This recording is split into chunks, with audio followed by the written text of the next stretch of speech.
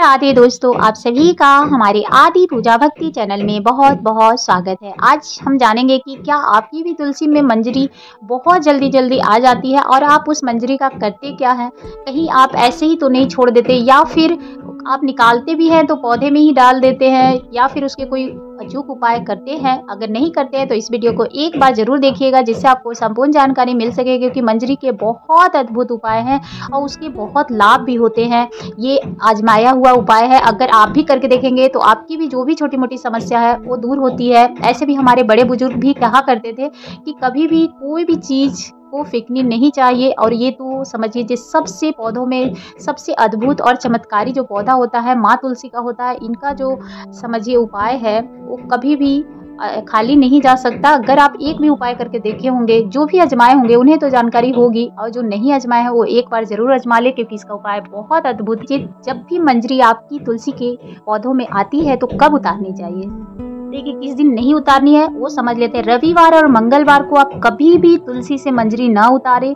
उसके बाद अब एकादशी के दिन भी नहीं उतारनी चाहिए, पूर्णिमा के दिन नहीं उतारनी चाहिए। तो कुछ विशेष दिन है जिसमें आप कभी भी तुलसी की मंजरी को ना उतारे। और ऐसे भी तुलसी की मंजरी अगर आती है तो बीच बीच में उतारनी अति आवश्यक होती है, नहीं तो माँ के ऊपर एक भार होता है, उससे भी माँ को तकलीफ होती है तुलसी मैया को। तो आप जरूर उतार दें। अगर जिनके घर में भी मंजरी आती है उनके घर में कभी कोई निगेटिव ऊर्जा होती नहीं है और हमेशा पॉजिटिव ऊर्जा का ही वास होता है। उनके घर में सुख समृद्धि रहती है, पैसों की कमी नहीं होती है। जिनके घर में भी जिनकी तुलसी में मंजरी आती है, ये चीज़ आप देखे होंगे, मैंने ऐसी कई वीडियो बनाई है, आप मेरे चैनल पर विजिट कर सकते हैं। लेकिन देखिए अभी क्या करना है आपको ये जान लीजिए। तो आप 2 दिन तो बिल्कुल नहीं उतारे वीक में, रविवार और मंगलवार, एकादशी को भी नहीं उतारे और पूर्णिमा को भी नहीं उतारनी चाहिए। इस बात का ध्यान रखिएगा। उतारने का भी एक टाइम होता है, जब सुबह स्नान किए हैं उसी समय आपको उतारनी है। आप ऐसे नहीं जो आप स्नान नहीं के कभी भी माँ तुलसी को स्पर्श करना बिना स्नान के अच्छा नहीं होता है, पाप लगता है। तो याद रखिएगा कभी भी स्नान करने जब पूजा करते हैं उसी समय उतारे। उतारना कैसे ये भी जान लीजिए। आपको चुटकियों से ही तोड़नी है। एक हाथ से अच्छे से आराम से पौधे को आपको पकड़नी है, दूसरे हाथ से आपको आराम से चुटकी से तोड़नी है। बहुत लोग को देखते हैं कैंची लगा देते हैं, पर कैंची नहीं लगानी चाहिए। मंजरी कभी भी आराम से ही तोड़ी जाती है, नाखून तो बिल्कुल भी नहीं लगाती है। कोई भी कटार नहीं लगना चाहिए माँ को बहुत तकलीफ होती है, इस बात का ध्यान रखिएगा। और उन्हीं की तुलसी सूखती भी है, बहुत लोगों की नहीं भी सूखती है धूप के कारण। तो इस बार ऐसा नहीं है जो आप कटार लगाए मेरा तुलसी नहीं सूख रहे हैं तो हम कटार लगाए, ऐसा नहीं करिएगा। आप हमेशा चुटकियों से ही तोड़िएगा, आराम से ही तोड़ा जाता है। उसके बाद आप उस तुलसी के जो मंजरी है उसका करना क्या है ये जान लीजिए। में धन की समस्या बहुत अधिक हो रही है तो आप मंजरी को शुक्रवार के दिन तोड़कर लाल कपड़े में बांधना है। उसके बाद आप लड्डू गोपाल या फिर नारायण को अर्पित करें, और नहीं तो आप माला बना के लड्डू गोपाल को भी चढ़ा सकते हैं, शालिग्राम भगवान को चढ़ा सकते हैं, श्री हरि विष्णु को अर्पित कर सकते हैं। लेकिन माला जब बनाना है तो कभी इतना बात ध्यान रखिएगा जो सुई नहीं चुभो के बनाइएगा। आप जितनी भी मंजरी देख रहे हैं, मेरी मंजरी लंबी लंबी तोड़ी हुई है, इस तरह से आप मोली या कच्चा सूत में वहाँ पे आपको हल्के गांठ लगानी है और माला बनाकर, छोटी सी माला बनाकर आपको श्री नारायण को या तो फिर आप लड्डू गोपाल को भी चढ़ा सकते हैं, शालिग्राम भगवान को भी चढ़ा सकते हैं। तो आप जरूर चढ़ा दें, इस बात का ध्यान रखिएगा। धन का वर्षा कभी भी उनके घर में रुकती नहीं है। अगर आप फ्राइडे को तोड़ के आप अर्पित करते हैं श्री नारायण भगवान को या फिर आप शालिग्राम या लड्डू गोपाल को, तो कभी भी उनके घर में धन की कमी नहीं होती है।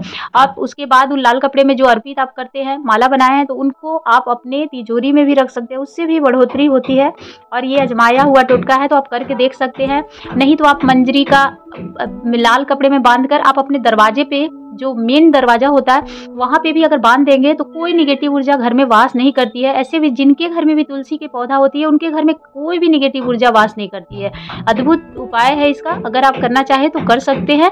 और अगर मान लीजिए आपको नहीं पसंद आती है और नहीं तो फिर आप देखिए, अगर आप घर में बहुत ज़्यादा नेगेटिव ऊर्जा है तो आप गंगा जल या फिर कोई भी जल में भी मिला देंगे। अगर तुलसी का मंजरी हो या फिर पत्ता, तो कहा जाता है जो जल ना अमृत के समान हो जाता है। तो पूरे घर में अगर आप छिड़काव करते हैं, प्रतिदिन आपको करना होगा, आपको कुछ दिनों तक प्रतिदिन करना होगा। आप 8 से 10 दिन करके देखिएगा, आपके घर की ऊर्जा जो है ना अलग ही उसका वायु जो होता है वो चेंज होते नजर आएगा। तो आप ये भी करके देख सकते हैं।